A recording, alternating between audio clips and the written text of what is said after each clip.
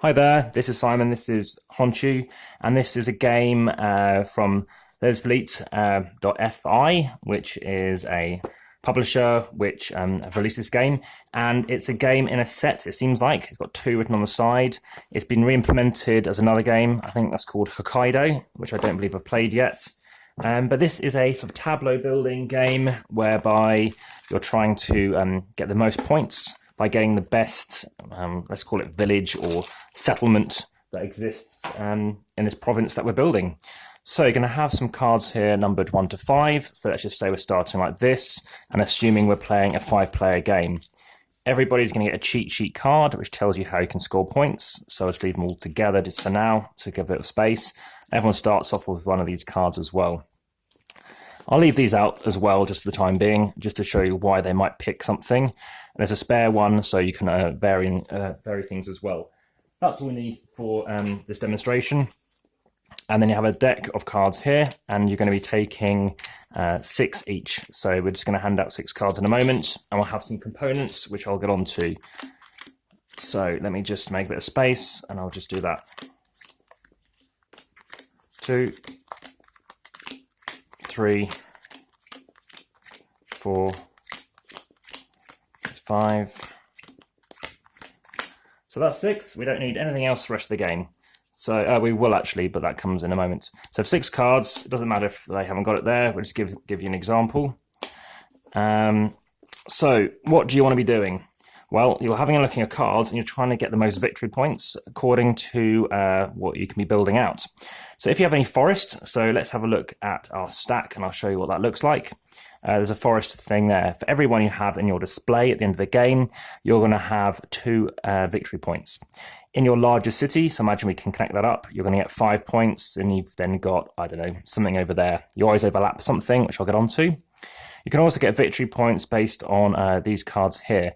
So if you have a card like this, when you place it down, you're going to put a brown cube representing wood. And then if you can then move it across to something that can score you victory points, then basically the wooden equivalent of this, which is the facility. So you have production, let's call it the factory, and then let's call it the place you can sell it. So your shop's there, and if you can get over there, you're going to get victory points with these lotus flower symbols, which look a lot like footballs, equal to what you've just played. So in this case, you'd get 2 victory points. You can get 3, as you can see here, and you can get 4. So hence 2, 3, 4. And then lakes, you cannot cover over lakes, which I'll get onto.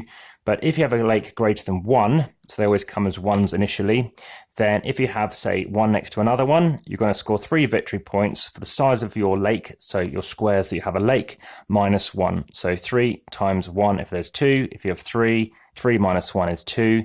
Times 3 is 6 victory points.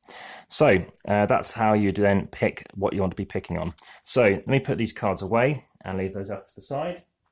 And look what we want to do. So everyone's got a different starting setup. We're not playing on the B side, we're playing on the A side. So looking through what we have, we're starting off with some production. There are 10 cubes of 4 different colours.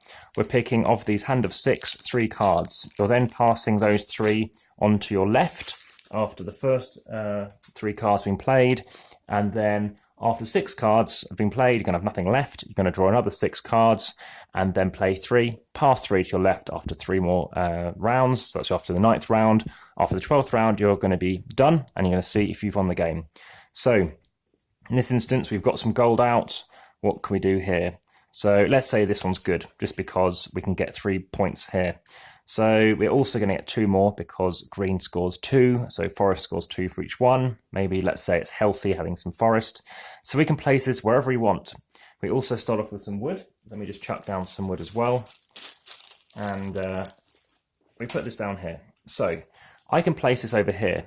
I'd lose those resources right now. I can't collect them straight away just by doing that. It has to go here and then you get it across. So I can place it wherever I want. But knowing that one of the victory conditions is your largest city, that'd be really good. But you must overlap something. You could tuck it under wherever you want as well.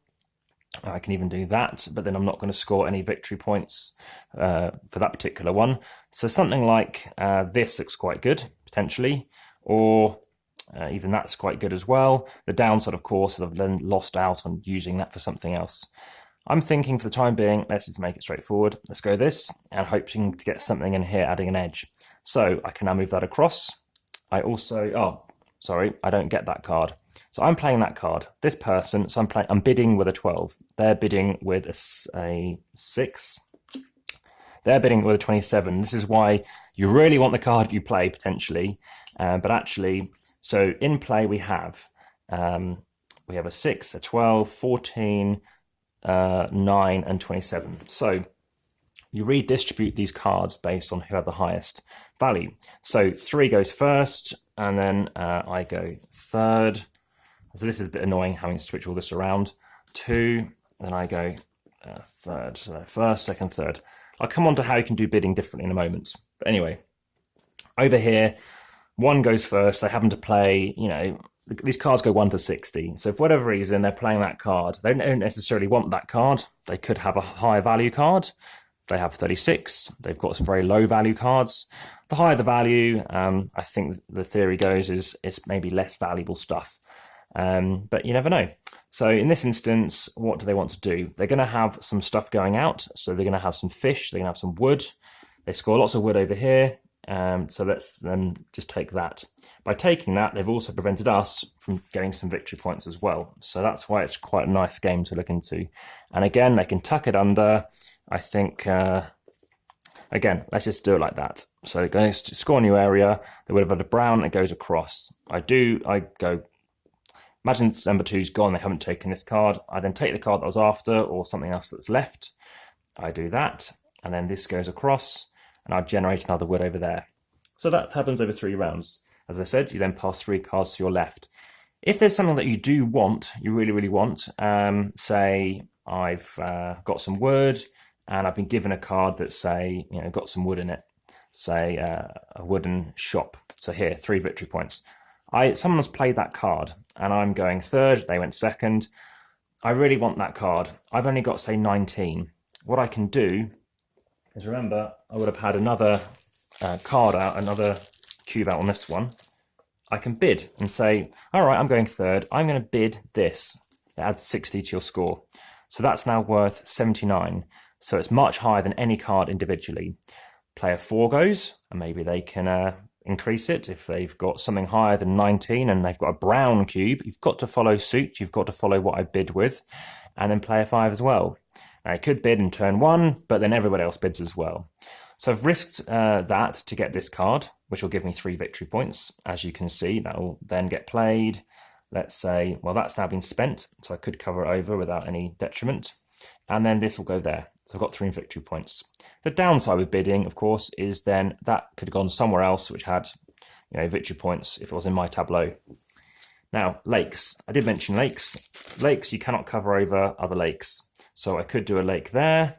I could tick it under here. I could stick it underneath and then do like that. Absolutely fine. So you can win the game based on X as well.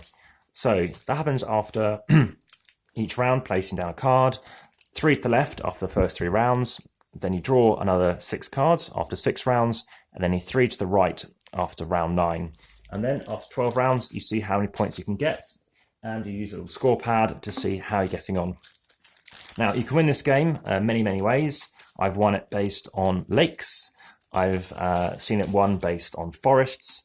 So there's lots of different ways of playing it, and it's nice to see and interact and amend how things go ahead as to the best way to play. In terms of duration, it's about 45 minutes or something to that effect, which is in keeping with the approximate time that it suggests. And yeah, it's a game that you might find interesting, especially if you like tableau building games such as, say, King Domino, which I've already reviewed, so you might want to check out that video that I've done. But if you fancy a game with just a small box, again, it's mainly just cards and a few cubes. This can go in a deck box, and thus you've seen me doing an unboxing for one of those as well. It lets you consider, alternatives. So I tend to leave all the cards together, all the cheat sheet cards as well. 1, 2, 3, 4, 5. So again, you're scoring up based on the scores I mentioned. It's just 4 sections. And what they could really do is they didn't need to double-side it. They could have chucked it with one of those, to be honest. It's not as if when you're doing going through the game, you need to worry about that. And in terms of that 6th card, I'm wondering if the print line just meant it was simpler that way.